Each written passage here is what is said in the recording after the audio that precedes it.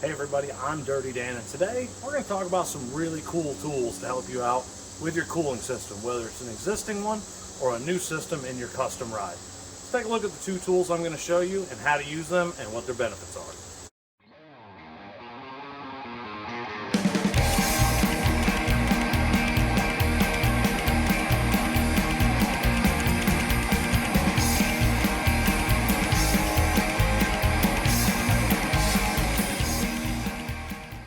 First one we're going to talk about is called an airlift. Now this goes by different names. This is the airlift brand. This is a device designed to pull a vacuum using shop air compressor on your cooling system.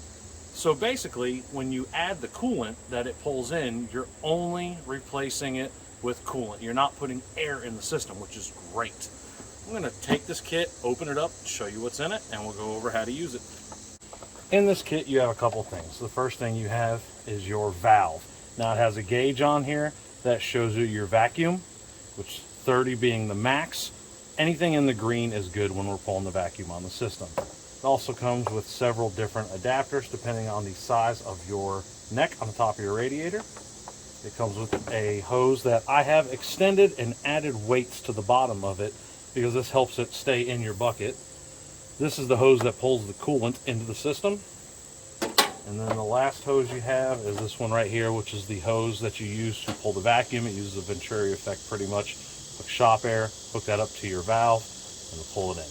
We're going to use Jim's 66 T-Bird as an example because I noticed the cooling system was low and this would be a great one to use it on. First things first, you want to select the correct adapter.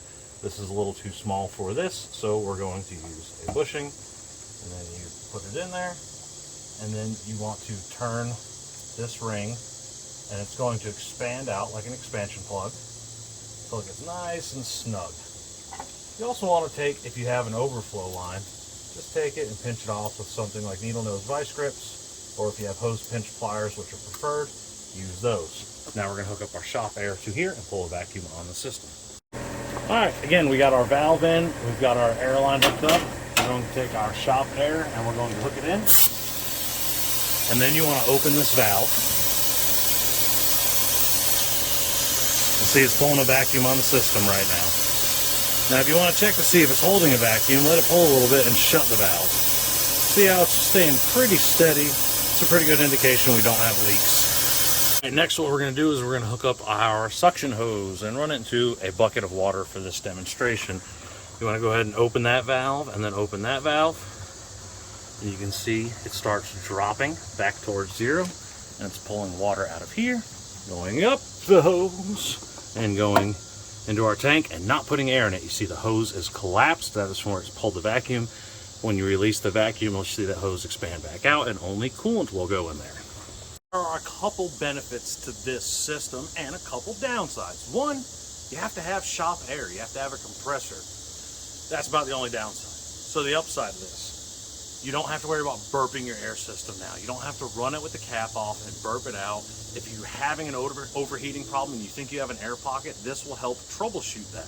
Also, you can use this as an air dam. Hook the hose up to it like you're pulling the vacuum, and let's say you're taking a small thing out, like a small coolant temp sensor.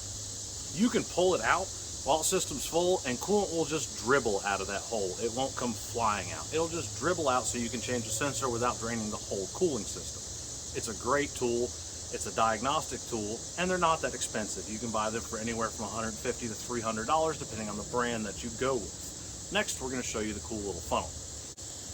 Now, some of you may have seen a funnel like this and all the wonderful adapters that comes with it. Those of you that have tried to pour coolant in your radiator or liquids in anything, pretty much, sometimes you spill it, sometimes you make a mess. Well, this does two things. One, makes it way easier to pour coolant in there, especially if you have a radiator cap that's maybe at an angle, because it comes with all kinds of adapters to help straighten this out.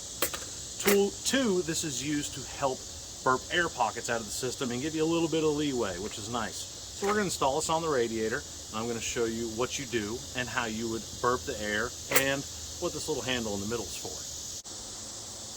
So we've selected our adapter. It's going to be the black plastic and the big metal cap. You want to make sure that it fits in here snugly, and you also want to make sure that when you tighten your cap down, just like you would your radiator cap, if I can get it lined up, Hey, there we go. You want to make sure that after you tighten it down, that centerpiece is snug. Put your funnel in there. Now, we're not going to fire up the vehicle right now because you wouldn't be able to hear me talk over the fan noise. But as it's running, you'll see the water level in here start to drop, or it may rise. That's it purging the air out of the system. Once the thermostat opens, you'll see the water level drop significantly. At that point, you can add more. But let's say that you are done adding coolant and you'd like to remove the funnel. But there's a little problem. This funnel still has coolant in it. And if you just pick it up, it's going to go everywhere. So they give you this cool little thing. Plug it off, pull your funnel off. A little bit drips, comes out the top, that's it. Your coolant system's full, you didn't make a mess, and it was pretty easy to do. Well, that's it. 2 very simple tools to use that can make your life way easier when it comes to your cooling system. Now, obviously, the funnel is going to be the cheaper option. They range anywhere from $40 to like $150, depending on what brand you go with. Almost everybody makes one of those. Just Google it, look it up online, you'll find it. The funnel is a cheaper option, and it may be a better option for you if you don't have a compressor at home. But if you're sick of making a mess while you're burping air out of your system, get the funnel. It'll make your life way easier. You can see what's going on with it. It's a great tool. The airlift, multi-purposed, a little more expensive, but definitely a must-have, especially if you have a shop compressor and you do a lot of cooling system work. Thank you for joining me. If you have any questions about these products, please let me know, and I'll let you know what I know, and then we'll both know what I know, and then you'll know that I know that what we know. You know what I'm saying. Till next time, happy hot rodding.